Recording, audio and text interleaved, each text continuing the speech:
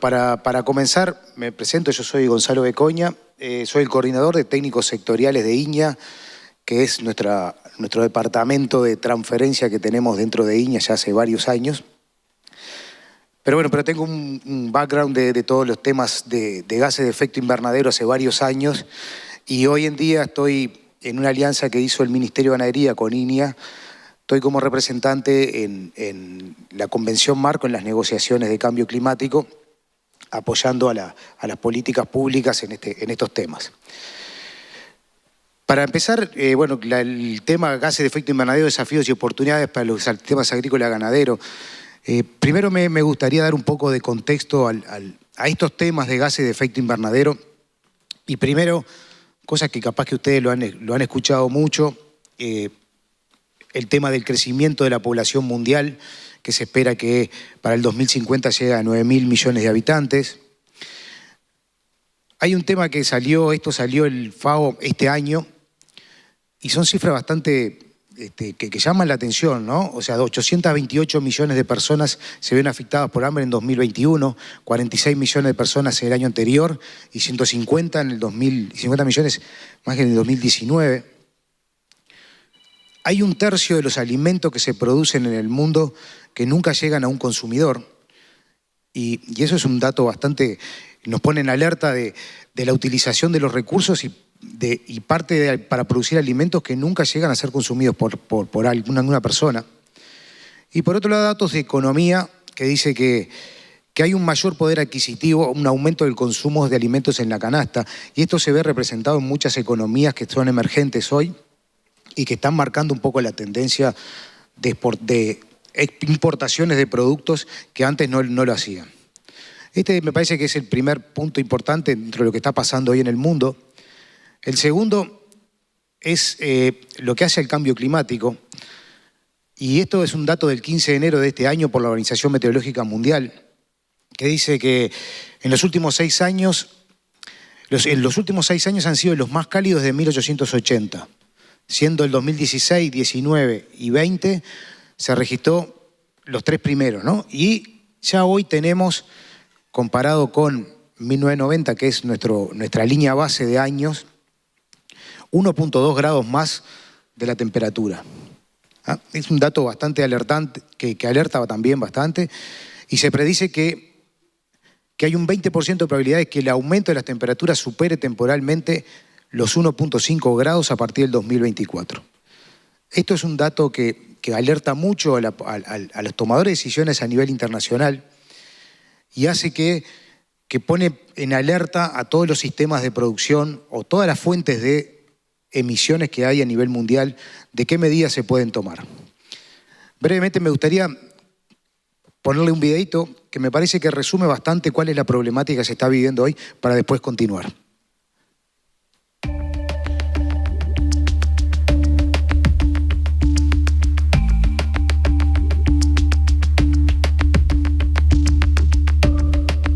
El aumento de la temperatura de la Tierra ha sido definido por la ciencia como calentamiento global. Este fenómeno es causado principalmente por la emisión de gases de efecto invernadero a partir de distintas actividades humanas y su progresiva acumulación en la atmósfera. La quema de combustibles fósiles, la actividad agropecuaria, el transporte, así como las industrias o la elevada producción de residuos son, entre otras, actividades humanas responsables de estas emisiones. El sector agropecuario y forestal es el principal sector con la capacidad natural de secuestrar gases de la atmósfera y contribuir a mejorar el balance de los mismos. En la dinámica productiva y biológica de este sector ocurren emisiones del gas metano, óxido nitroso y anhídrido carbónico. En contrapartida, existe una permanente utilización de anhídrido carbónico de la atmósfera a través de toda la vegetación presente en estos sistemas. Las pasturas destinadas a la alimentación pastoril de rodeos y majadas, los montes utilizados para su abrigo y sombra, así como las plantaciones forestales.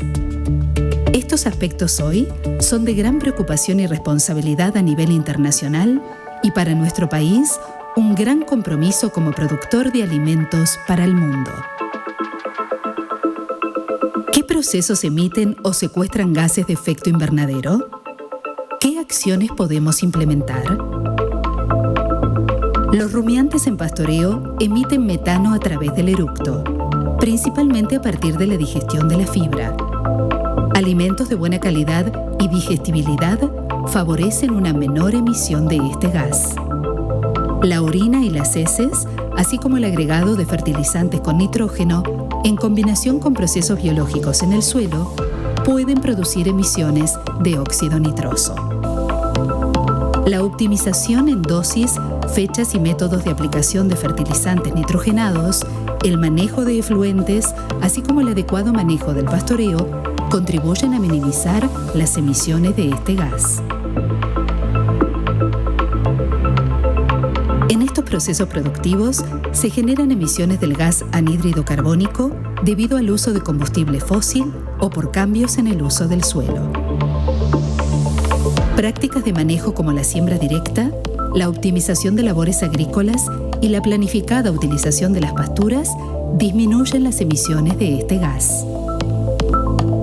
Estas acciones contribuyen a mejorar la eficiencia de nuestros sistemas y así mitigar las emisiones por unidad de producto. El secuestro del anhídrido carbónico que está en la atmósfera ocurre a través de la fotosíntesis. Este proceso remueve y utiliza el anhídrido carbónico, favoreciendo su acumulación como carbono en áreas de pasturas, forestaciones y bosque nativo, contribuyendo a su acumulación en el suelo. Estos son los principales desafíos y oportunidades en términos de emisiones de gases efecto invernadero. Atendiendo la sustentabilidad de nuestros sistemas por muchos años, INEA, junto a otras instituciones y productores, trabaja para generar las tecnologías más apropiadas para nuestros sistemas.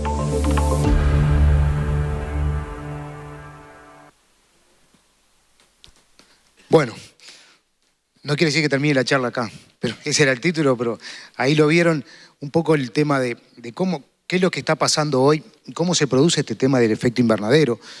Pero yo le gustaría presentarle cómo es a nivel mundial, cómo son las emisiones, siendo que la producción agropecuaria hoy está dentro del ojo de la tormenta, y así como el cambio del uso de la tierra, de zonas donde estaba acumulado el carbono y que está saliendo.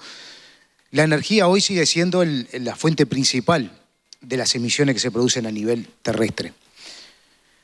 No obstante esto, hay un tema que es importante, porque dentro de estas emisiones, las emisiones que se producen fundamentalmente de la energía por el sector energético son fundamentalmente CO2. Pero el problema es que la producción agropecuaria tiene un componente muy alto de emisiones de metano y óxido nitroso. ¿Por qué es importante estos gases? O tienen más relevancia, hoy se habla más que el CO2. Y hay un tema importante, es la capacidad, el potencial de calentamiento global que tienen estos gases. ¿Qué quiere decir? Esto es el tiempo o la capacidad de acumularse dentro de la atmósfera y de mantener la radiación solar, que hace lo que hace el calentamiento global. Y el metano tiene 28 veces más que el CO2 y el óxido nitroso 265 veces más. Y esto muchas veces o la gran parte del metano fundamentalmente se produce, casi un 40% de ese metano se produce a partir de los rumiantes que están sobre la tierra.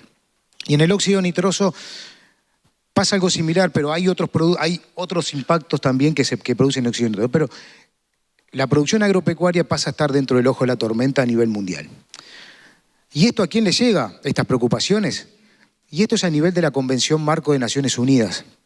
¿Por qué? Porque uno de los cometidos que tiene la Convención Marco es asegurar la alimentación a nivel global. ¿Qué quiere decir esto? Que cada uno de los países, todos los países que están asociados en Naciones Unidas, tratan de exponer su posición dentro de Naciones Unidas y ver cuál es el rol que va a tomar cada uno de los países o qué restricciones va a lograr dentro de sus sistemas, de toda la economía de su país, para poder cumplir con los efectos de bajar las emisiones.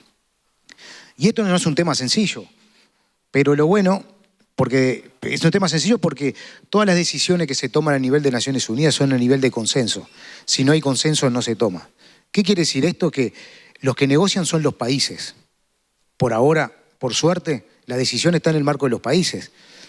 Para hacer un ejemplo claro, si viniera una proposición de que una de las oportunidades que hay para reducir las emisiones es sacar los rumiantes de la tierra, o por lo menos bajar la población, los países pueden decir, bueno, para Uruguay no es una opción clara sacar los rumiantes. Pero eso se va negociando a nivel de Naciones Unidas y en la COP, en todo lo que son las COP, se va negociando a ver cómo se va aumentando, por un lado, la mitigación de los gases y los países a qué se comprometen, y por otro lado, la adaptación al cambio climático, porque los efectos del cambio climático pueden perjudicar la producción de alimentos. Pero lo importante de esto es que no solo participan los países en esto, tienen siempre un espacio las ONG, ¿no? Y acá tenemos WWF, Greenpeace, y hay muchas otras que participan. Si bien hoy no tienen una voz clara o una voz influyente, por lo menos no en nuestros países, sí lo tienen en otras regiones. Y en Europa las ONG hoy tienen una posición muy fuerte y dominante y meten cada vez más presión sobre los países para que ejerzan presión sobre otros. ¿Qué quiero decir con esto? Todas las acciones de adaptación que se pueden plantear o financiamientos salen fundamentalmente de los países que tienen más recursos, y si tienen ONG que la están presionando, eso puede condicionar la fuente de financiamiento para aplicar medidas de adaptación. Pero no solo esto, y capaz que ustedes lo ven claro, son el marketing que tienen. Y cada vez tienen más marketing y eso cada vez hace más influencia. No solo sobre los países, sino ya han ido un paso más. Ya tienen influencia sobre los consumidores, ¿no? Y hay muchas campañas de mucha gente a nivel mundial que tienen mucha prensa y eso perjudica a los sectores por las razones que le estaba comentando. Como reducciones en consumo de alimentos, no hay que comer carne vacuna porque esto perjudica al mundo, entre otras cosas. Pero este tema de la Convención Marco tuvo un punto de inflexión, yo creo que fue en el 2015, cuando fue el Acuerdo de París. Ustedes capaz que recordarán que primero estuvo el Protocolo de Kioto, se cayó por un tema de los intereses entre los países y ahí pasó al Acuerdo de París con dos objetivos claros: tomar acciones los países para que no lleguemos al aumento de 2 grados. El cumplimiento, no habrá sanciones, pero habrá un mecanismo transparente de seguimiento de los cumplimientos. O sea que esto quiere decir que cada uno de los países tenía que tomar acciones claras y medibles y cuantificables de reducción de las emisiones de cada uno de su país, de cada uno de los países. Y para eso, en algunos casos hubo medidas de financiación que cada vez se siguen implementando bajo la Convención Marco.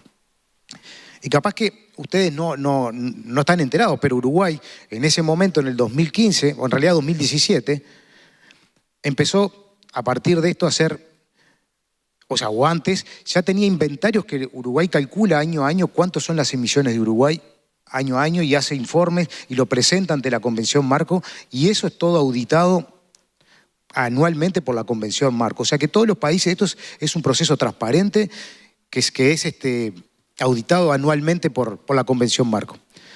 Y Uruguay, como sector, si miramos las emisiones netas, el sector AFOLU, que es la parte producción agropecuaria más lo que hace a todo el cambio de uso del suelo, incluida la forestación, en emisiones netas, el sector AFOLU, que es el sector que nos involucra hoy a nosotros, es responsable del 60% de las emisiones. Pero esto tiene un componente muy importante, que tiene un componente de secuestro de carbono que todavía se está produciendo hoy por las plantaciones forestales que están creciendo.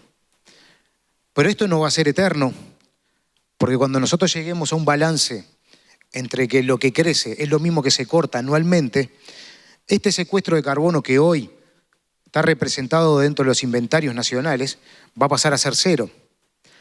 Entonces las emisiones del sector AFOLU, esta energía se va a reducir y las emisiones potenciales del sector AFOLU se van a incrementar más. Entonces, no es un tema menor las acciones que podamos hacer del sector agropecuario para reducir esas emisiones. Y Uruguay ya se ha comprometido, o sea, en el 2017 al 2025, Este es uno de los acuerdos que hizo, que se comprometió a reducir un 37% la intensidad de las emisiones de metano y 38% de las emisiones de óxido nitroso al 2025. Que no era un tema muy difícil para Uruguay, porque en realidad ha habido un cambio en lo que ha sido fundamentalmente las tecnologías en invernada, que ha hecho que la edad de faena se ha reducido. Entonces la mejora en la eficiencia de los sectores de invernada ha hecho que la reducción de la intensidad de las emisiones, que es lo que cuantifica es las emisiones por la unidad de producto, al ser más eficientes los procesos de invernada, esto ha llevado de que acceder a este valor que se había impuesto Uruguay, ya hoy está casi en el 98% en el sector agropecuario, lo que se había comprometido el Uruguay. El tema va a ser qué va a pasar del 2025 para adelante, porque hay que ver dónde está el margen para que Uruguay pueda empezar a adoptar medidas o comprometer, a qué se puede comprometer para adelante. Y de eso vamos a hablar un poquito más adelante. Entonces, este es un tema muy importante, Uruguay se ha comprometido, hay que ver qué hace para adelante.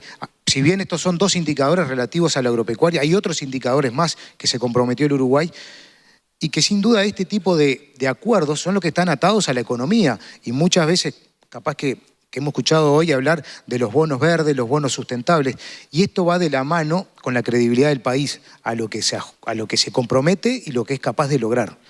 Y si lo logra realmente y que de forma cuantificable. Bueno, como vemos, y en el video ustedes lo pudieron percibir, el sistema agropecuario es un tema muy complejo, porque hay flujos de gases que van para arriba, otros que van para abajo, se secuestra carbono, se emite metano, se emite óxido nitroso, y no es un tema sencillo. Pero bueno, para esto, en el mundo se han creado metodologías, capaz que alguno lo ha escuchado hablar, los análisis de ciclo de vida. ¿Qué quiere decir esto? Que si yo quiero cuantificar las emisiones en una producción, capaz que han escuchado más el tema de huella de carbono. Bueno, la huella de carbono es un análisis de ciclo de vida correspondiente a los gases de efecto invernadero. Y toma en consideración, desde que se toman las materias primas para producir un fertilizante, sube un barco, eso es industrializado, desembolsado, transportado hacia los sistemas de producción, aplicado. Eso es utilizado dentro del sistema de producción para producir pasturas, para producir un cultivo, para producir un alimento. Eso después toma un camión, va hasta la planta frigorífica, eso pasa a un barco, eso después es distribuido en el país de destino, va a una góndola y después es consumido por alguien en otra parte del mundo. Entonces, cuando uno hace un estudio de huella de carbono o de análisis de ciclo de vida, tiene que tomar todos los procesos desde el inicio hasta el final. Y eso sería el impacto ambiental que causa la producción de 1 kilo de carne que llega hasta un consumidor. Pero ¿cuál es la particularidad que tienen los sistemas agropecuarios? Que en todos los estudios figura que el 70 al 80% del impacto de esas emisiones se producen dentro del sistema de producción. Y en los sistemas agrícolas pasa exactamente lo mismo. ¿Qué quiere decir esto? Bueno, por un lado que sabemos dónde están los puntos rojos de las emisiones. Ese es el primer punto. Y el segundo es que sabemos que es el lugar, si nosotros queremos tener una acción que sea positiva y que baje las emisiones por ese producto, ahí es donde tenemos que trabajar, si queremos reducir el impacto. Y Uruguay, como país productor de alimentos, esto es clave. Esto es clave. Algunas de las formas que tenemos para reducir esas emisiones aparecían en el video, pero la número 1 era bajar. Si queremos reducir las emisiones, quizás la número 1 es bajar los animales, pero no es una opción viable para nosotros. Mejorar la calidad de las pasturas hace reducir la intensidad de las emisiones. ¿Por qué? Porque si yo tengo pasturas de calidad, lo que hago es tener mayores eficiencias de conversión de pasto a carne, y eso me hace que un animal que emite lo mismo, si produce más kilos de carne, lo que hace es bajar la intensidad de las emisiones. Y también, al mejorar la digestibilidad de las pasturas, también estoy bajando la emisión, o sea, el porcentaje de energía que se pierde como metano. El otro aspecto es mejorar aspectos sanitarios. O sea, si yo tengo un animal sano y un animal enfermo a una misma cantidad de alimento que le doy, la conversión de un animal sano va a ser mucho mejor que un animal enfermo. Entonces yo estoy destinando una cantidad de alimento a un animal que no va a poder convertir lo que uno quiere que convierta. Alimentación con granos. Está estudiado que cuando la dieta pasa a ser aproximadamente un 90% de grano al animal, hay una conversión de propiónico, un cambio en la proporción de propiónico acético, que lo que hace es disminuir las emisiones de metano, porcentaje de energía que se pierde como metano. Genética. De esto, Iña tiene una experiencia grande en lo que es la central de prueba de Quillú, en la selección de animales más eficientes que produzcan menos emisiones o que tengan mejor eficiencia de conversión. Y ahora aparece alguna tecnología bastante promisoria que es el uso de aditivos, que ya en corrales se usa, pero el desafío es cómo usarlo en temas de ganadería extensiva, que en eso Iña está empezando a trabajar. O sea que tenemos un menú de acciones que podemos utilizar para reducir las emisiones. Por supuesto que hay algunas que el efecto lo vamos a ver a muy largo plazo, porque el tema genética, el escalamiento de esos animales a que llegue a toda la genética nacional es un proceso largo. El uso de aditivos todavía hay que experimentar y después que el productor lo adopte. Pero tenemos algunas medidas que, sin duda, la mejora en la calidad de la pastura es clave. Y la otra que tenemos hoy es la alimentación con granos. Hoy aparece como una de las estrategias.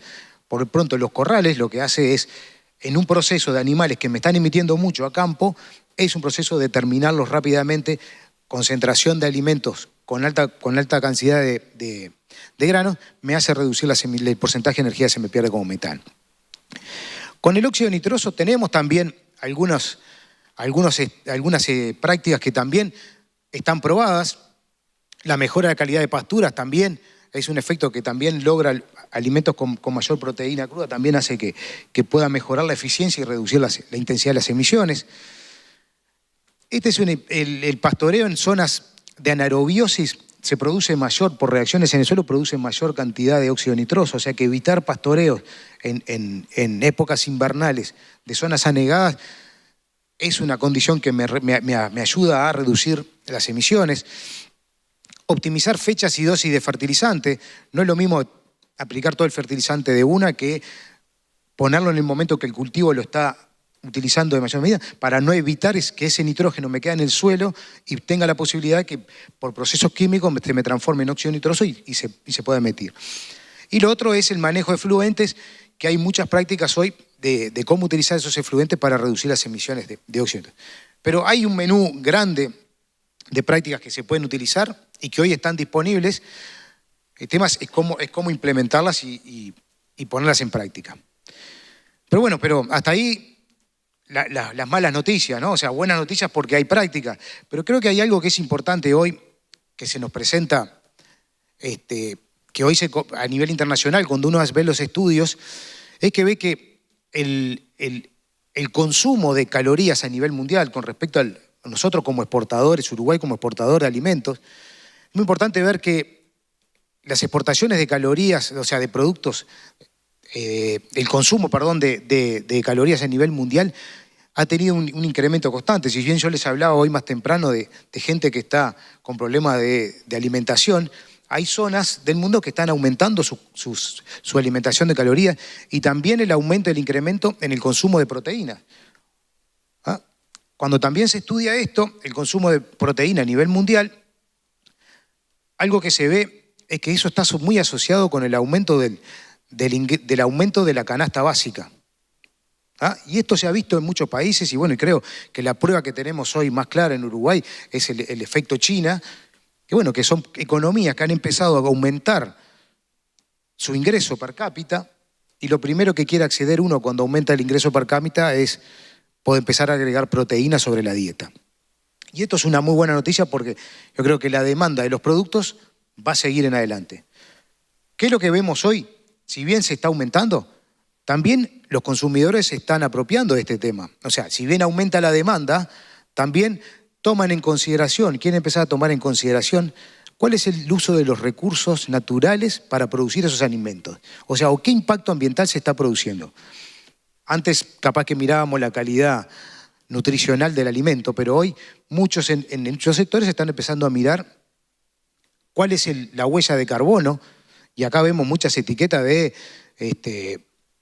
vino 100% carbono neutral, los supermercados están concientizados con la huella, productos lácteos que ya tienen su dato de huella de carbono. Jugo de naranja acá también. Entonces el consumidor lo que va a empezar a ver es, quizás no es la decisión número uno para comprar un alimento, la huella de carbono. Eso es lógico porque el primero lo que uno va a mirar es el precio. Pero cuando en públicos que son más sofisticados, que es la que nosotros apuntamos, el segundo o tercer lugar ya empieza a aparecer el tema ambiental en el orden de selección de un alimento. Y eso tenemos que tenerlo en cuenta para nuestros sistemas y lo que nosotros que estamos exportando. Y nosotros dijimos, bueno, en productos agrícolas, ¿cuál es la implicancia? Porque, o sea, en realidad estoy produciendo un grano.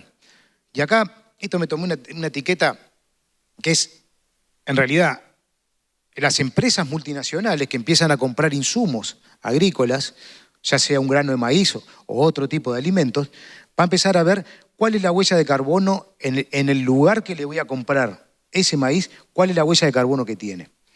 Y en un sistema agrícola, esto es un estudio que hizo Lizarralde hace algunos años, solo para que vean un ejemplo. La huella de carbono en un sistema agrícola no es ni más ni menos que decir cuántas son las emisiones que se producen en cada uno de los ítems que yo utilizo según un sistema de producción, y eso dividido cuántos kilos de producto estoy obteniendo o cuál es el rendimiento que estoy obteniendo.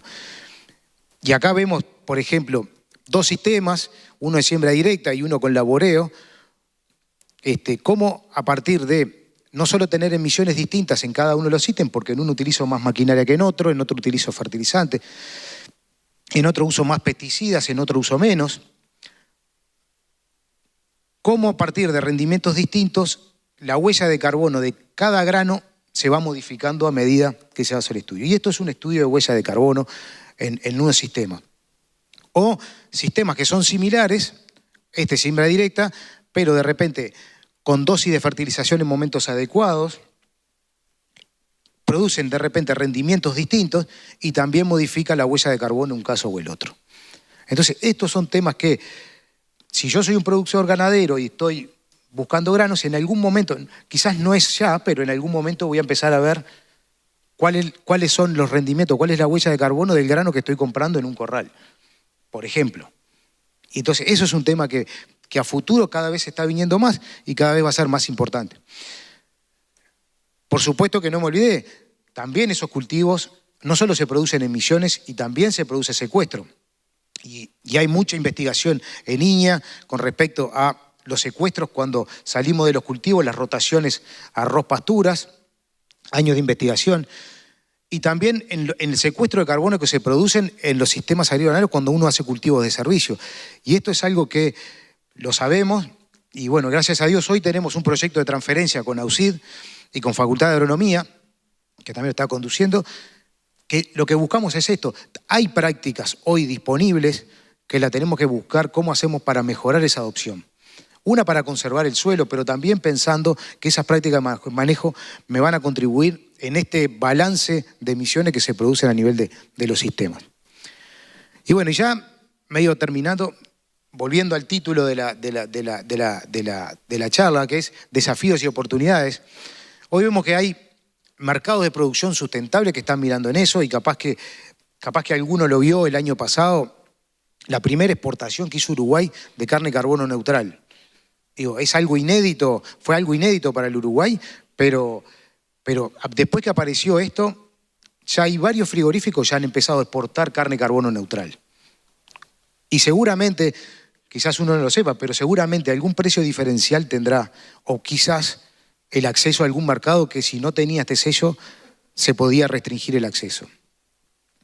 El otro, que se tiene que producir mayor intercambio de ciencia, se está produciendo mayor intercambio de ciencia y tecnología, y quizás ustedes han escuchado hablar que Uruguay firmó el Acuerdo Global del Metano. Eso nos está permitiendo hoy traer muchas experiencias de otras partes del mundo, como les mencioné, el caso de los aditivos para reducir la emisión de metano. Se está produciendo un cambio en ciencia y tecnología que creo que se va a beneficiar todo el país. Oportunidades de inversiones y posibles, me faltó ahí, quedó mal escrito, beneficios fiscales. uno no sabe si hoy o mañana, como esto está atado muchas veces y capaz que lo han escuchado a la deuda del Uruguay y los bonos, en algún momento quizás se pueda venir algún beneficio fiscal para aquellos sistemas que son más sustentables o tengan menores emisiones. Y algo que es clave acá, que nos falta, es crear mayores capacidades técnicas. Y eso creo que es a mi juicio, es una de las grandes falencias que hoy tenemos. Yo, formación agrónomo, cuando yo estaba en facultad, lo que me explicaban era tener que saber sacar la cuenta de cuál es la producción y cuál es el ingreso económico del sistema. Y las variables ambientales se tenían en cuenta, pero no eran el foco. Claro. Y yo creo que esto es un tema que a futuro, si la formación y los futuros técnicos van a tener que venir con capacidades de saber hacer un análisis de ciclo de vida, porque hoy o mañana el hacer un análisis de ciclo de vida nos puede llevar a poder vender un producto a mejor calidad y eso me va a mejorar la cuenta económica de un sistema. Entonces quizás no voy a necesitar una dotación tan alta dentro del sistema para sacar más producción, sino ser más eficiente y vender mejor los productos. Y eso es un tema que cuesta pensarlo, pero es un tema que a futuro hay que tenerlo en cuenta. Para esto, INEA, desde INEA, quizás algunos ya lo conocen, algunos no, pero INEA sacó hace una semana, quizás hace 15 días, un manual de consulta para huellas. Si nosotros queremos exportar productos también, los que hagan cálculos de emisiones se tienen que basar en información nacional. Y eso es algo clave que va en la credibilidad del país. Y por algo tenemos institutos de investigación y la Universidad de la República que ha gastado mucho dinero en calcular indicadores o factores para hacer los cálculos de huella de carbono, que hoy por hoy lo tenemos disponible en un manual y en el futuro seguramente va a ser para otros productos, porque la idea es que cuando uno haga un cálculo de una huella de carbono se esté basando en información de la investigación y en el lugar y por el propio país. Y lo último que le tenía para compartir es el trabajo que se ha hecho, que está para salir ahora la presentación, y esto creo que es una apuesta que se ha hecho a nivel nacional de hacer la huella ambiental de la ganadería. Y esto creo que es algo inédito que hoy empezamos a cosechar, me parece, años de información que se tiene en el Uruguay. Tenemos datos hoy en Uruguay se sabe por sección policial cuántos animales hay, cuántos entran y cuántos salen. Yo creo que se puede utilizar para muchísimas cosas esa información, pero hoy se ha hecho un estudio de distintos indicadores ambientales, huella de carbono, balance de nutrientes, pérdida de suelo, biodiversidad, estudios a nivel de sección policial. Eso es un valor que para ninguna parte del mundo existe. Y creo que eso nos diferencia si queremos mejorar las acciones para reducir nuestra huella ambiental de la ganadería y en el futuro para otros sectores. Es un tema que esto le da información muy valiosa para los decisores políticos de cómo tomar acciones en el terreno para mejorar la performance de nuestro sistema de producción. Así que con esto los dejo. Muchas gracias.